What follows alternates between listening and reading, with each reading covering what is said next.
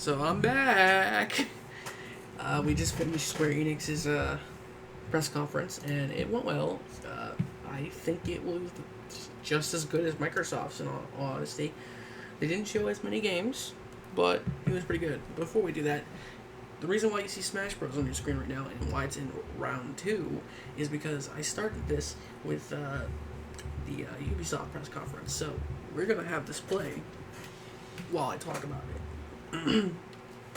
So, they started it in a stage show, which surprised the fuck out of me. Usually they do a direct. They started it with Final Fantasy VII Remake, which we know has a date now, which is March 3rd, 2020. They bring the producer out, Kitase, and he says the game is so packed with content it needs 2 full Blu-ray discs. What the fuck? Also, Piranha Plant killed. Then they bring out someone named Neil. Neil Paboon, I think was his name. And he walks us through the gameplay, how combat's changed. It looks fucking sick. They show us a boss fight. The boss fight's awesome. They show us the new rendition of Sephiroth's song, One Winged Angel. Then fucking Tetsuya Nomura comes out. They gave us a trailer from the orchestra where they announced the release date, but they did an extended trailer. They finally revealed Tifa. They show us a deluxe edition, and they show us an ultimate edition called the First Class Edition, which will come with a figure of Cloud and his bike. Then they show us Life is Strange 2 trailer, which, by the way, is presented really cool because they have like these art frames going into them trying to show stuff. And then they show us Final Fantasy Crystal Chronicles. It has online multiplayer. It's coming out in winter. They talk about Octopath Traveler's PC release, which now has released today.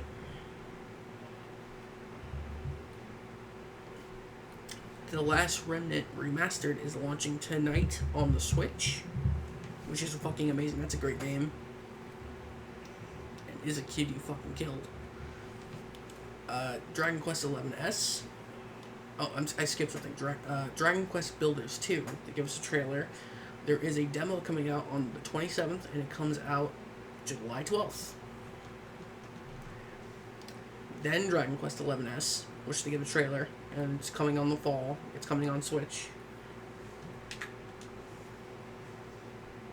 Then they go through an indie scissor reel, just showing us what they've done starting in 2016 and up till now, and then 2020 will have Circuit Superstars and Battalion 1944 Frontlines. They give us trailers. Battalion 1944 is actually on Steam now. Circuit Superstars is 2020.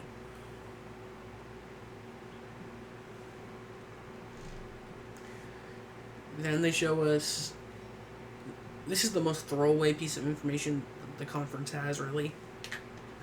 And that's Square-Enix music.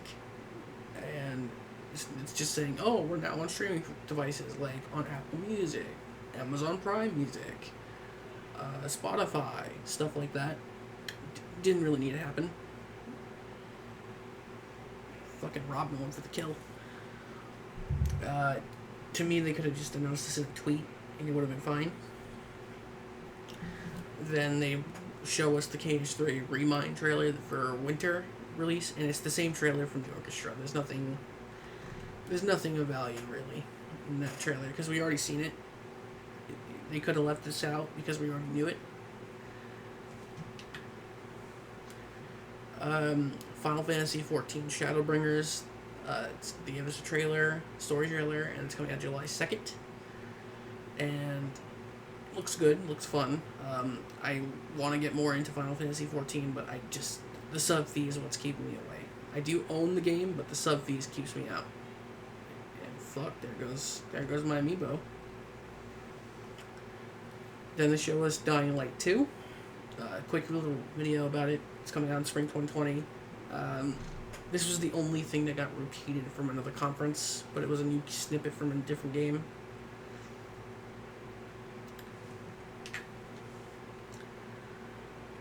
Um, two Japanese only RPGs are finally coming west.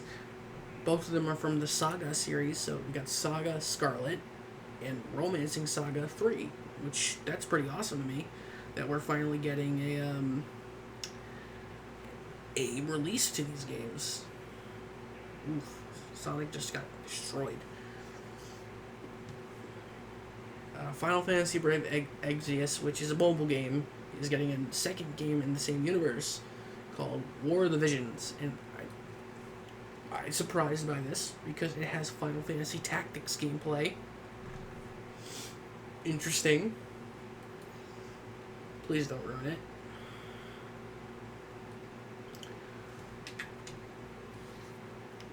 They show us a game called Outriders, which they gave a trailer, summer 2020.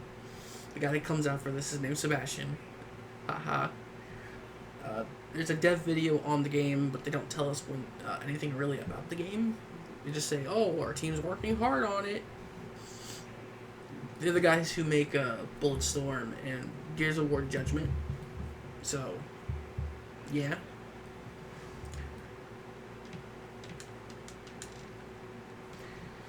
Then they show us Oninaki. We've seen this before. They now have a release date. It gave us a story trailer, so August 22nd.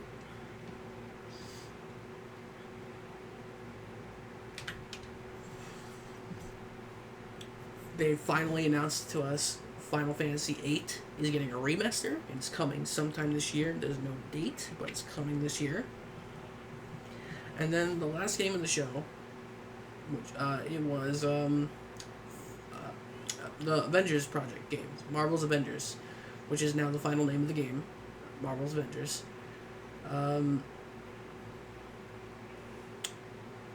It's set in a new universe. It will have a new original story. And the guy in the audience was shouting, "Where's Hawkeye?" The story will take place with Iron Man, Hulk, Captain America, Black Widow, and Thor. Those will be your initial characters. They gave us a story video. They did also show us the cast. I only know two of the cast. I think I know a third one, but we got Troy Baker as Bruce Banner and Nolan North as Tony Stark. And I think I said Laura Bailey was one, and she's played Lucina before. She's playing Black Widow, which that's cool. They did come out saying there will be content after launch, and I felt this was a bit soon, but what they told us was there will be online multiplayer, co-op multiplayer of 4 heroes. Wow, Isabel just got saved. And there will be more heroes to come. And then they go further with this. Free DLC. Every hero, every place that we visit will be free. There'll be no pay-to-win bullshit, no loot boxes, none of that shit. You have me there. If you're honestly saying everything that's coming to that game in that universe is free, that's interesting. Now, I hope there's no microtransactions. You better not fucking do that, but you have my attention. They said there will be a gameplay demo on the E3 show floor. It'll be launching worldwide on everything except the Switch. PlayStation users will be getting more favors because they'll be getting exclusive early beta access and unique benefits that come to the PS4, and I think I can understand that. Sony technically owns the game rights right now to Spider-Man, so if anything, it's probably like, oh, Spider-Man will come to the game, but only if you're on PS4. They'd show us another quick trailer, which shows us Hank Pym, if I remember. Is that his name? Yeah, it's clearly a reference to Ant-Man because they show shrinking particles. And, yeah, May 15th, 2020, worldwide. It looks super good. And that was Square Enix's press conference.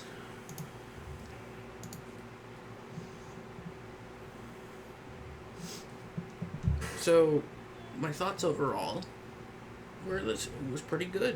It was pretty hype. I liked it. I thought it held up well, and I was surprised by the stage showing.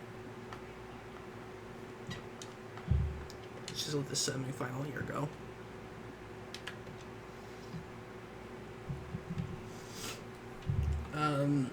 Yeah, I'm thoroughly impressed.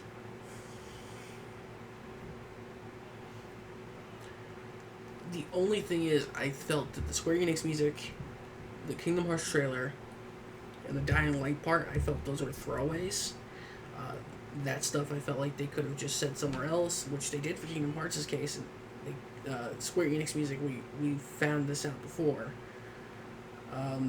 Dying Light we saw at other conferences, so I felt like there was no need for it. But yeah, I would have to give it the same grade and give Microsoft an 8 out of 10 in enjoyment. So they're about tied. So good job, guys. And I am actually thoroughly excited for Final Fantasy VII Remake. I thought I wouldn't care because I'm not the biggest fan of Final Fantasy VII. I never really played the original. I tried, but I just couldn't get into it. And the remake looks super good. Like the new combat style, it has me interested, like excessively interested, and I kind of want to play it now. They did tease that the show floor is getting a demo for the game, and I really do hope that they give a home demo to Final Fantasy VII, or to me it's worth it.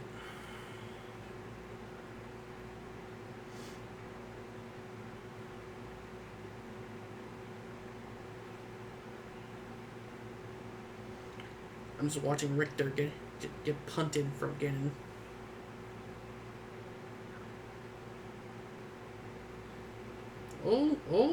Oh, wow. Anyway.